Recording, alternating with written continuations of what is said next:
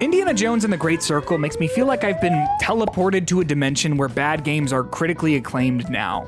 This is the bad place. It's currently sitting at an 87 and 86 on review aggregate website Metacritic, and after reading a metric ton of these things, I can't help but feel like I played a staggeringly different game than the rest of these folks. This is a game packed to the brim with baffling design choices, irritating systems, terrible NPC interactions, and an overall lack of polish that I suppose I've come to expect from anything coming out of Xbox Game Studios for like the last 4 years. Okay, let's kill him. Let's kill this guy. Let's beat him to death with hammers. Perhaps against my better judgment, I've decided to voice my dissenting opinion on this game because I'm not seeing any of the major things that bothered me come up in the glowing reviews that I've read. So here goes. Indiana Jones and the Great Circle is a deeply misguided game that feels like it's trying everything in its power to stop me from playing. Before we talk about the story or the level design or whatever else, I need to talk about how absolutely awful this game feels to play. The main loop of the game is that you wander around these big, open-ended environments and solve puzzles while stealthing around and keeping out of sight of fascists and Nazis, bonking them on the head with whatever random thing you can find in the room around you. Here's the thing though, interacting with anything in the world feels like a mismanaged nightmare because you cannot do a single thing in this game while holding one of the astounding number of melee weapons you can find. If you try and open a door, or climb a ladder, or pull out a full-size dragon fruit to eat in a single bite, you just toss your weapon on the ground. It's bizarre. Not only does it look goofy, but it also completely breaks the flow of the game. Now, instead of just going through the door I unlocked, I need to search the floor to find the hammer or whatever I just dropped before I can move on. It might not seem like a huge deal on its own, but when compounded over the course of a 20-hour game, these small interruptions add up. Similarly, if you found a weapon you like with a high durability, but have to climb up a ledge, you have to throw it up onto the ledge and pick it up if you want to keep it. It's usually just not worth the hassle.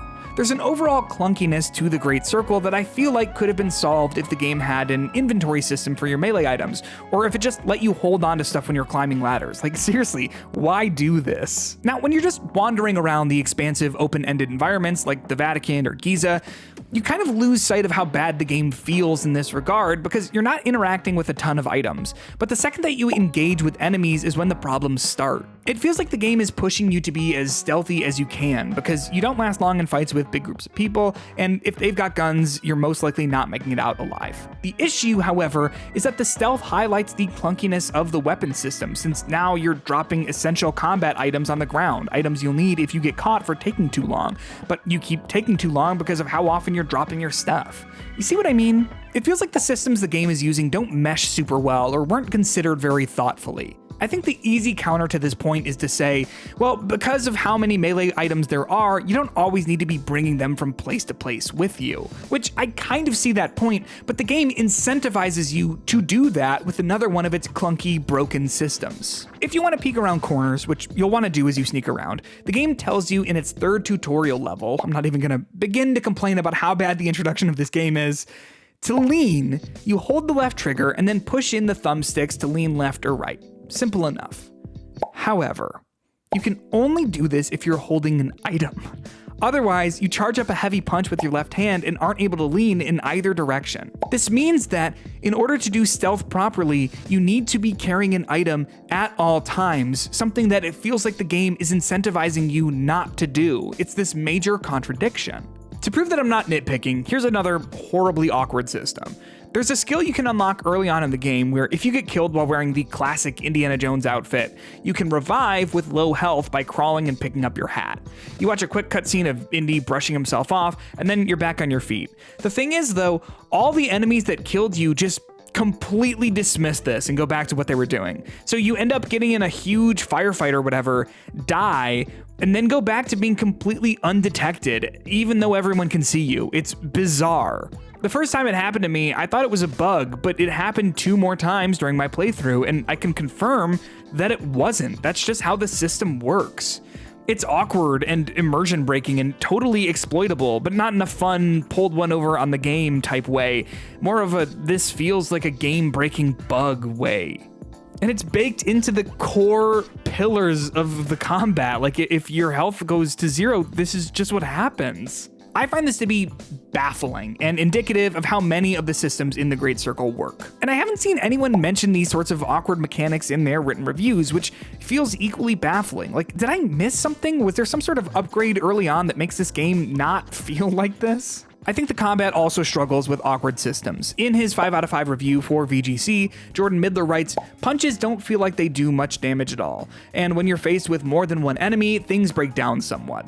There are some great natural moments where we've whipped a gun off an enemy's hand and then pushed them off the side of a balcony, only to spin around and catch the candlestick that the other foe was trying to concuss us with, but the way enemies engage makes these moments rare."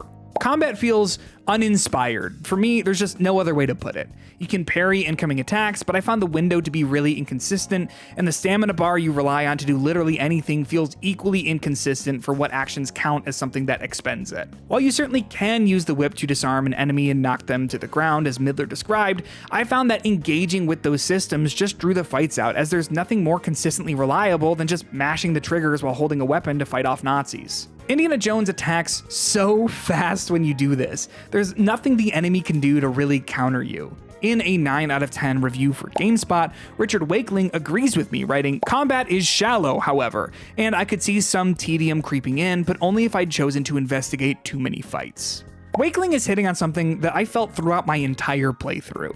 I tried my best to avoid getting caught by enemies, not because of the consequences of being caught exactly, but because I wanted to avoid that hand-to-hand combat like the plague. It feels really bad, and it's the one thing that critics have generally agreed with me on. There are plenty of lines in these reviews saying that the combat just doesn't quite stick the landing, but no one really goes into why or explains that it's a large part of the game, equal in its frequency to the Great Circle's puzzle solving and cutscenes. The puzzles in the game are alright. In AAA, you're never going to get anything as in-depth or challenging as the puzzles in games like The Return of the Obra Dinn or Lorelei and the Laser Eyes, 2 of my absolute favorite puzzle games, but they're serviceable and tied to what most critics cite as the best moments in the game, when you're exploring tombs and ancient ruins. Tyrone Dowd says in his 9 out of 10 review for Inverse that it's moments like these, solving puzzles and exploring ancient ruins, when Indiana Jones and the Great Circle nudges the player to embody its titular character's wit and grit, that the game is at its absolute best. It balances slower moments that prod the brain with cinematic spectacle and overtly video game-y design. I completely agree with Dowd that the puzzle solving is the best aspect of the game, not just because it's not the combat or stealth, but because the puzzles are actually really solid. They frequently require players to be clever and astute, noticing details about the puzzle pieces or the design of the environment. They're not all great. I feel like the game gives up a little bit toward the end when you're doing a generic gear-sized puzzle, but I largely like these moments. In my opinion, what makes the tomb exploration section shine alongside the solid puzzle design is that these moments allow the Great Circle's writing to take center stage, which is probably the strongest element of the game, and the reason that I believe this game scored so well. I'm sorry.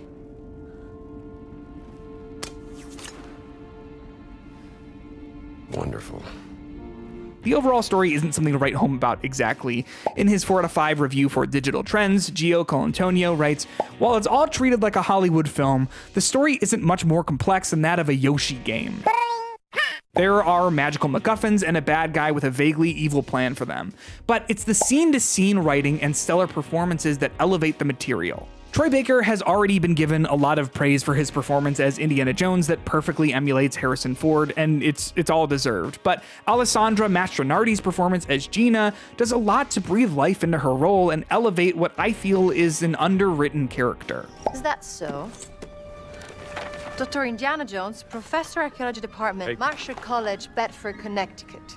The dialogue between the main cast as they search for ancient relics in gameplay and banter back and forth in cutscenes is what really sells this game for Indiana Jones fans, because that's when it feels most like the Spielberg movies. Except for that one. We don't talk about that one. Part-time.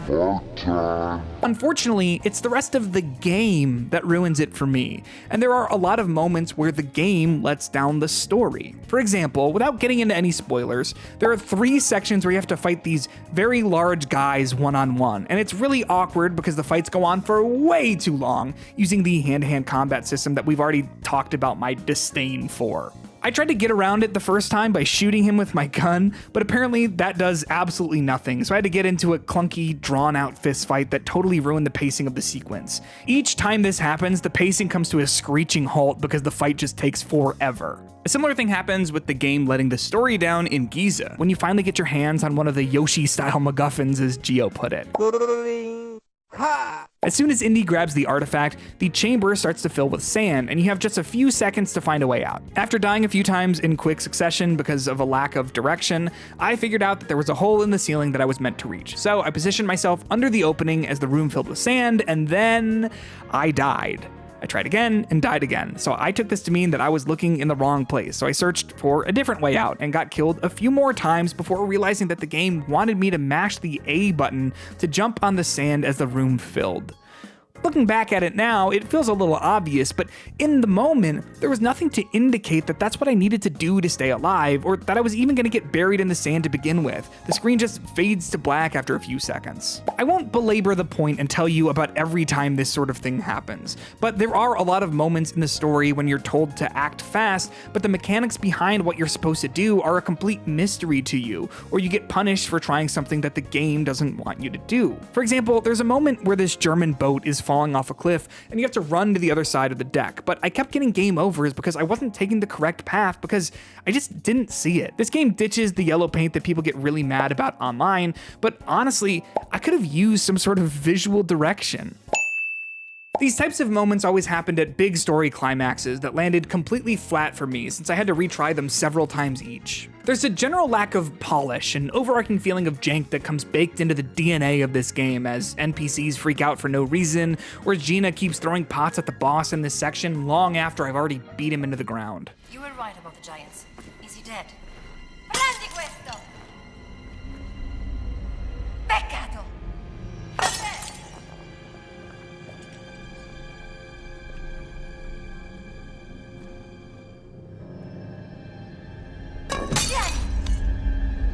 I'm going to move!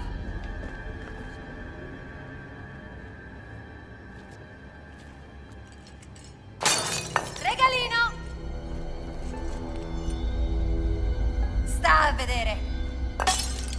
Girl, he's down. I'm not going to spend too long speculating on what the development of this game was like, but the way that the systems clash makes me think that if Indiana Jones and the Great Circle was given another few months to cook, a lot of these things would be ironed out. So many things are almost good, but janky combat and bland stealth and AI issues all make up for a lackluster experience. We've heard so many stories about games that really came together with their systems in the final few months of development, and I can't help but feel like the Great Circle could have used that sort of time. I have no idea if that's correct, who knows. Maybe this is the exact vision of what Machine Games had in mind when the studio started work, but that's just the vibe that I get. Indiana Jones and the Great Circle is an awkward misstep for what could have been a truly excellent game. In his 5 out of 5 review for Xbox Hub, Darren Edwards writes, "It's the best entry in the series since Indiana Jones and the Last Crusade," which doesn't exactly feel like a glorious victory lap when you look at what the Indiana Jones series has looked like since the Last Crusade. It's true, but he shouldn't say it. Part-time. This game gets some things right, mainly its characterization, which I found to be really strong, but that's not enough for me, not when the game wants to be Dishonored, I guess. The way that a lot of the reviews for this game sound, you'd think that it was a more linear experience that put more of its stock into being a character and performance-driven outing, since so many of the core systems of the game go unremarked on. But I think it's actually a pretty complex title, just none of it works together. With how this game is right now, I think that the Metacritic scores of 87 and 86 are really high. If I were reviewing this, I would put it closer to a 60, and even then I think I'm being a little generous, but I also tend to skew much lower with my review scores than most. Am I off base here? I'd love to know what you think in the comments down below. Most people I know really like this thing, but it just did not come together for me at all. It's certainly better than the last 2 movies, but again, that's not really a high bar. Thanks for being civil down in the comments, by the way. Let's talk like this again sometime. Like and subscribe.